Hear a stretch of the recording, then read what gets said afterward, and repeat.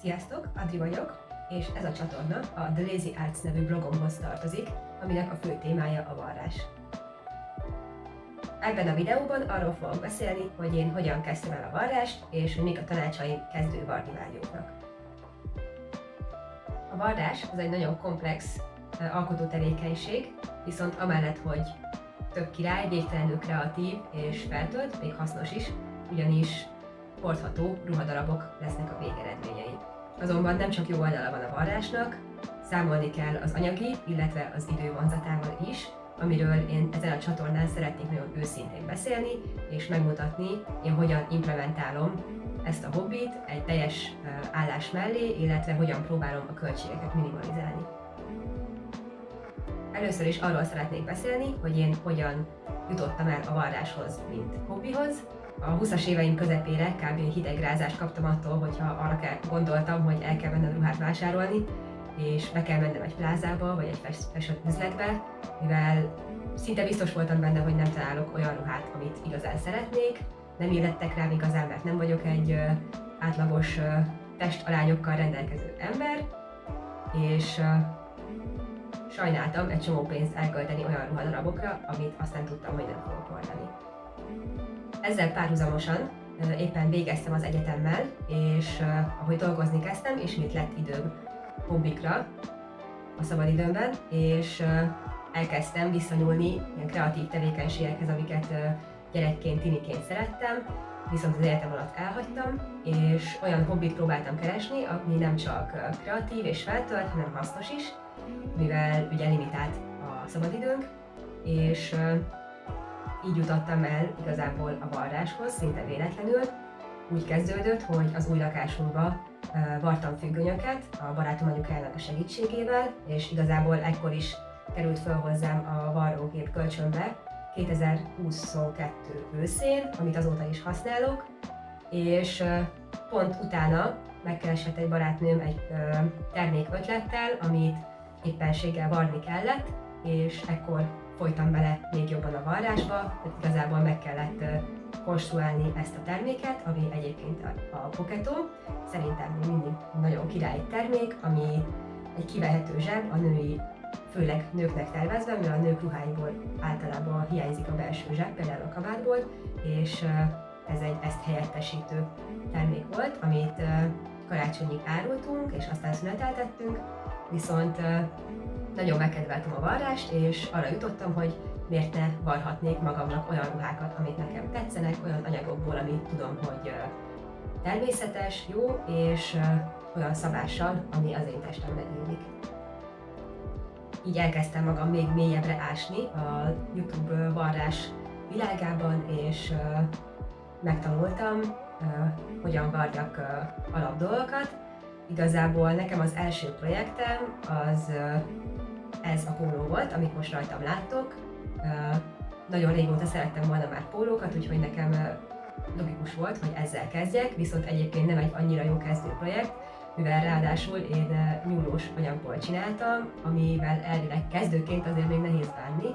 Szerencsére nekem a Poketo miatt azért volt már némi tapasztalatom a varrásban, de egyébként is, hogyha óvatosan odafigyelve haladsz, akkor nem tudsz nagy hibákat elkövetni. Amúgy is rájöttem, hogy a varrás nagyon sok hibát elbír úgy, hogy még teljesen jó eredményt kapj, és senki ne vegye észre rajtad kívül. Így meg tudtam varni ezt a jersey anyagú pólót. Szóval 2023 tavaszán kezdtem el igazán a ruhavarrással foglalkozni. Az első projektjeim, amit a képen láthatjátok itt mellettem, ez a póló volt, és a következő egy ilyen széles bőr nadrág, nyári nadrág. Ezeket mindkettőket meglévő ruháim lemásolásával csináltam, ehhez néztem pár videót a YouTube-on, és egyébként nem egy nehéz dolog, majd én is megmutatom, hogyan kell, és igazából így haladtam tovább. Vartam pár nyári ruhát, amiből volt, ami sikerült, van, ami nem, erről is láttok majd videót, illetve a legutolsó, amit vartam, az egy ing, amit a főoldali képen is láthatok rajtam a blogomon, amire nagyon büszke vagyok, és az eddigi legkomplexebb ruhadarab szerintem, amit csináltam. de simán eljutottam egy év alatt a függönyvarrástól az ingvarrásig, szóval abszolút kezdőként is simán lehet jó hordható ruhadarabokat csinálni, úgyhogy ha szeretnéd kipróbálni, akkor én csak azt tudom ajánlani, hogy minél hamarabb állj neki, mert ez csak gyakorlás útján tudja megtanulni az ember. Akkor ennyit a személyes részről, és akkor jöjjenek az első tippjeim a varrást kezdőknek. Az első, amit fontos számba venni, hogy milyen eszközökre van szükség a varráshoz. Ehhez már csináltam egy videót, amit itt fogtok látni. Ezt mindenképpen nézzétek meg, mielőtt nekiálltok vásárolni. Ami ugye a legalapvetőbb és legfontosabb, az egy varrógép. Nagyon fontos, hogyha lehet, akkor kérjetek kölcsön, családból, tágcsaládból, barátoktól, bárhonnan, mert ugye nem tudjátok még, hogy szerettek-e egyáltalán varni, és ezért ez egy elég nagy 20-30 ezeres beruházás lenne, úgyhogy még nem is tudjátok, hogy hosszú távon használni fogjátok a gépet. Úgyhogy én csak a legvégső esetben ajánlom azt, hogy vegyetek, de akkor is lehetőleg használtan, mondjuk Marketplace-en, vagy bármi hasonló platformon, és ami nagyon fontos, hogyha lehet online, vagy kinyomtatva fizikailag legyen meg a gép használati utasítása, ugyanis szinte minden problémára találtok benne megoldást, és nagyon jól elmagyarázza a különböző funkciókat. Egyébként én a ruhavarráshoz az itthon meglévő ollóim, gombostűim mellett, amik már egyébként is voltak, egy mérőszalagra és egy vízre eltűnő tollra ruháztam be, ami együtt kevesebb volt, mint 1000 forint, szóval egy nagyon kis bekerülési költséggel el tudsz kezdeni varni. Persze ezek mellett van még az alapanyag, ami ugye anyag és cérna. Az anyagot azt ajánlom, hogy próbáld meg használtan beszerezni először. Én a Háda kilós üzleteit tudom ajánlani, ahol van külön lakástextil részleg, és itt főleg függönyöket, meg nagyrészt ágyneműket fogsz találni, ami azért király szerintem, mert vannak nagyon szép minták és színek az ágyneműkből, az is sok anyag kijön egy-egy ilyen darabból, szóval nyugodtan lehet vele kísérletezni, és nagyjából biztos lehetsz benne, hogy 100% amúgy az alapanyaga. Ha nem tudod még milyen projektet csinálj elsőként, akkor mindenképpen ezt ajánlom, hát ha az anyag megihlet, hogy mit szeretnél belőle csinálni, de hogyha van projektelképzelésed, akkor is azt ajánlom, hogy előbb nézz körül itt, hogy van-e ahhoz megfelelő anyag. Emellett Budapesten az I Love Textile üzletláncot tudom ajánlani, ami szintén elég olcsó. Az anyagok méterára ilyen 800 és 1500 forint között szokott mozogni. Ez ugye általában 1,10 és 1,50 közötti, és akkor ugye te döntöd el, hogy mekkora hozt vágjanak le neked a hengerről. Itt az egyetlen probléma az, hogy semmi információ nincs az anyagokról, ezért nem lehetsz biztos az összetételéből. Ha mindenképpen rendelnél, akkor eddig, ami nekem legjobban bejött, az a szlovák bubulálkodó oldal. Ez a blog bejegyzésemben be is van linkelve, meg itt alul is belinkelem. Én eddig innen rendeltem anyagokat, amikkel teljesen elégedett voltam, de ez nagyságrendekkel drágább, mint a használt ruha, vagy az I Love Textilben vásárolt anyagok. Cérnát bármilyen rövid áruba vagy méter áruba be tudsz szerezni, ami a közeledben van. Én a Roytexbe szoktam járni mindenféle ilyen cipzár, gomb, cérna ügyben, meg gumikat is ott szoktam vásárolni, igazából ez semmi extra. Egy 100% poliészter cérna mindenhez megfelelő, univerzálisan használható, és bazisok szín van belőle, szóval annyit ajánlok, hogyha már van anyagod, amihez a cérnát szeretnéd venni, akkor vigyél magaddal egy darabot, hogy minden biztosan akár a cérnát, akár a cipzárt hozzá tud nézni, és olyat válasz, ami a legjobban beleolvad, vagy éppen, hogyha kontrasztosat szeretnél, akkor ami legjobban illik hozzá. Az, hogy hogyan állj neki a varrásnak, és mit vagy először, én azt ajánlom, hogy először ne a legszebb, legdrágább anyagodba vágj bele, hanem valamilyen olcsóbb helyről beszerzett anyagon kísérletez, esetleg vagy valami egyszerűbb dolgot, egy vászontáskát, vagy egy párnahúzatot, abban például már a cipzár bevarrását is gyakorolhatod. Nekem ugye ez a tapasztalat, ez meg volt a Pockettóval, ami gyakorlatilag egy ilyen kis mini szütyőnek, vagy akár párnahúzatnak is megfeleltethető, mivel cipzárosat is vartam, Egy alapgyakorlat azért nem árt a varrógép használatába, főleg ha még soha nem nyúltál hozzá, és igen, ezt ne egyből a legdrágább anyagoddal csináld meg. Első projektnek egyébként én azt ajánlom, hogy így nézd be a szekrényedbe, gondold végig, hogy mi az, amiből kevés van, amiből szeretnél többet. Ha lehet, akkor olyan ruhadarabból indulj ki, ami már van, tetszik a szabása, szereted, és mondjuk szeretnél belőle másfélét, más színűt, és azt le tudnád másolni. Szerintem ez egy nagyon jó kezdő projekt. Szerintem annyira nem fontos, hogy pontosan mi az a ruhadarab. Egyébként nem gondolom, hogy sokkal komplexebb egyik ruhadarab a másiknál, ez egy technikában nem komplexebb, ez inkább idővonzati kérdés, hogy milyen hamar akarsz eredményeket látni. Nyilván ebben egy póló az egyszerűbb, mint mondjuk egy teljes ruha, vagy egy szoknya, szerintem, de ezt emberre válogatja. Szerintem nem fontos annyira, hogy mennyire komplex a ruhadarab. Még a gyakorlás közben, hogyha bármi problémád van, akkor olvasgasd a használati utasítást, tényleg nagyon sokszor végig fogod pörgetni, hidd el, és a legtöbb problémádra találni fogsz benne megoldást. Ha kiválasztottad az első projektedet, akkor ugye mehet, és nem olyan, amit le tudsz másolni a szekrényedből, akkor mehet a szabásmintakeresés.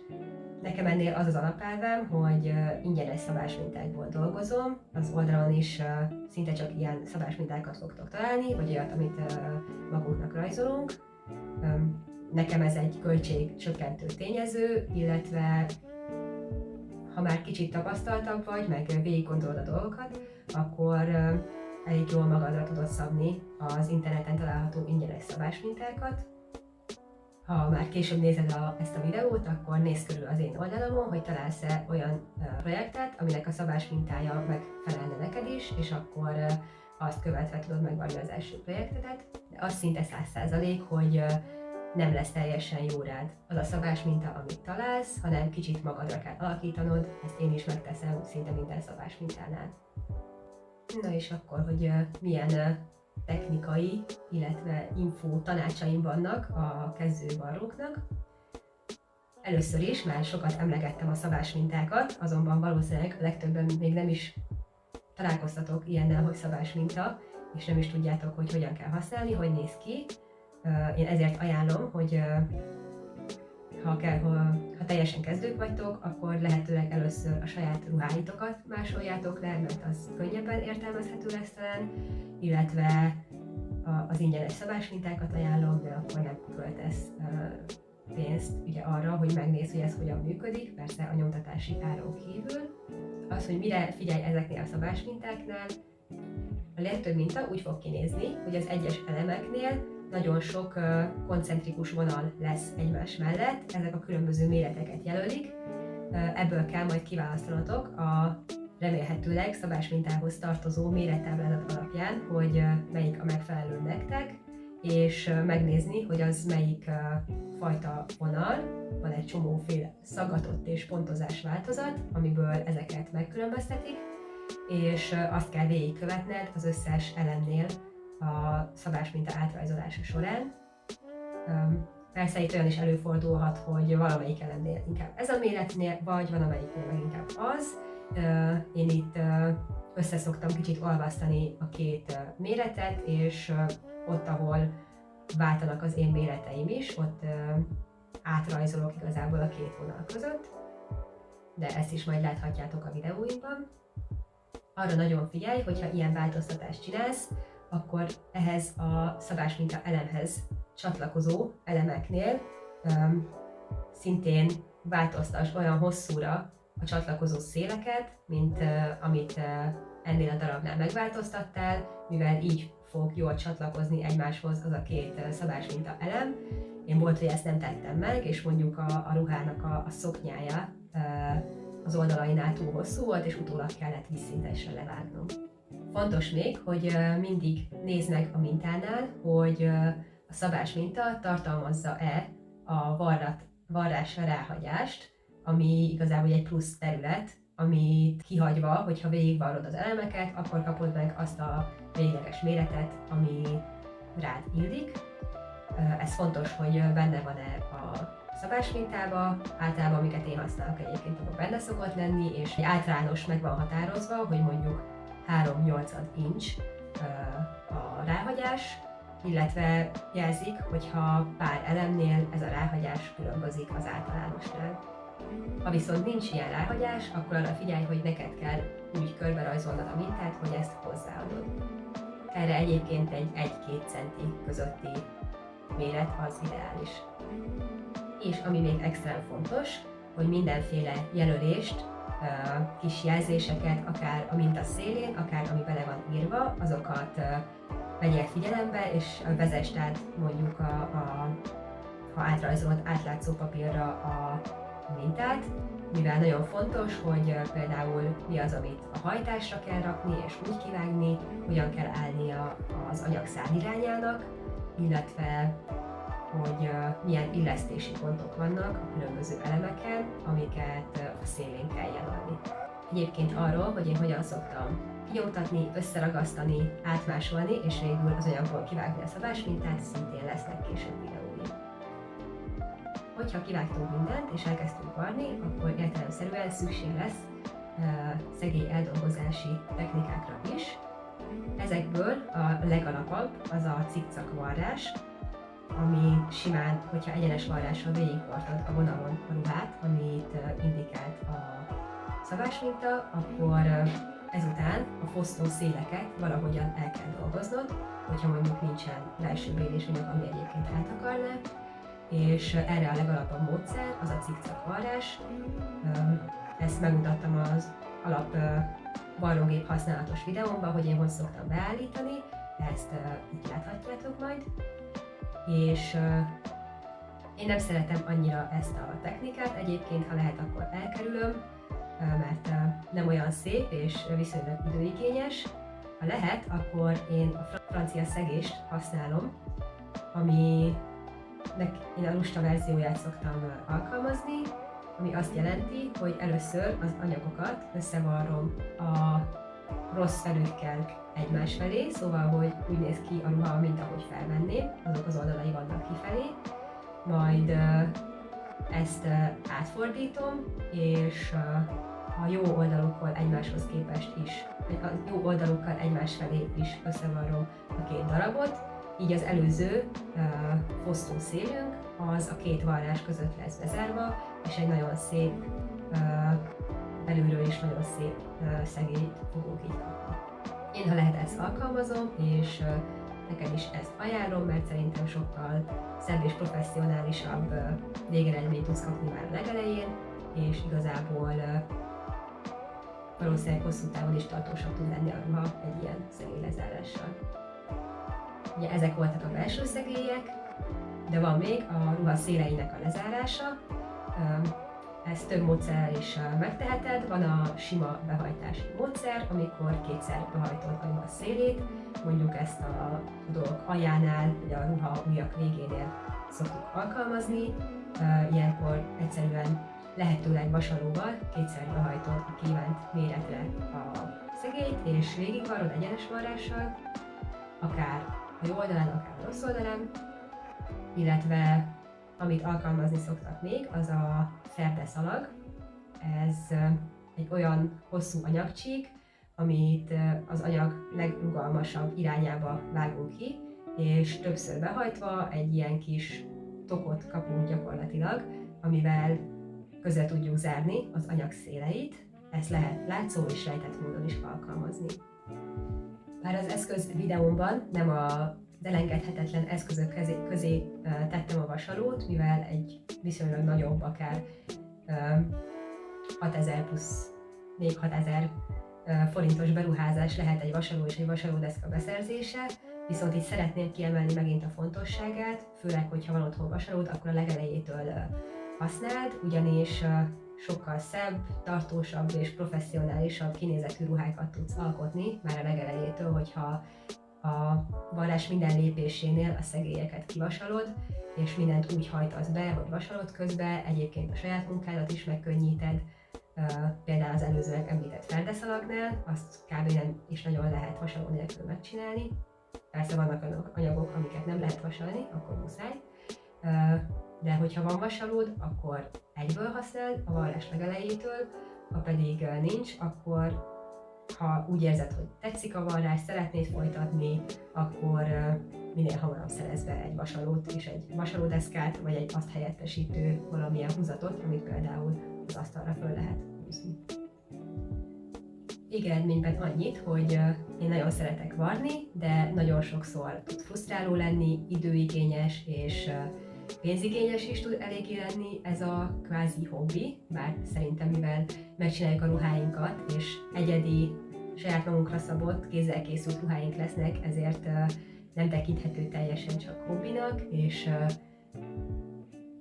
nem is lehet a nullával összepárosítani ezt a pénz- és időbefektetést, de arra készüljetek, hogy nem fenéklik tejfel ez az alkotó tevékenység, viszont szerintem nincs, vagy hát kevés jobb érzés van annál, mint amikor megdicsérik a saját magad által készített ruhát, és eszükbe se jutna, hogy te készítetted, ez az egyik legjobb érzés a világon, és azt remélem, hogy sokatok fogja ezt átélni, és a végső tanácsom, hogy ne várj tovább, állj neki minél hamarabb, mert csak úgy tudsz fejlődni, és csak úgy lesz ebből bármikor bármi. Köszönöm szépen, hogy megnéztél! Ha bármi kérdésed vagy tanácsod van kezdő varni vágyóknak, vagy bármi egyéb témával kapcsolatban, akkor írd meg a blogomon, vagy itt a komment szekcióban, illetve nézd meg a többi varrással foglalkozó tartalmamat is. Adri voltam a The Lazy Arts-tól. Sziasztok!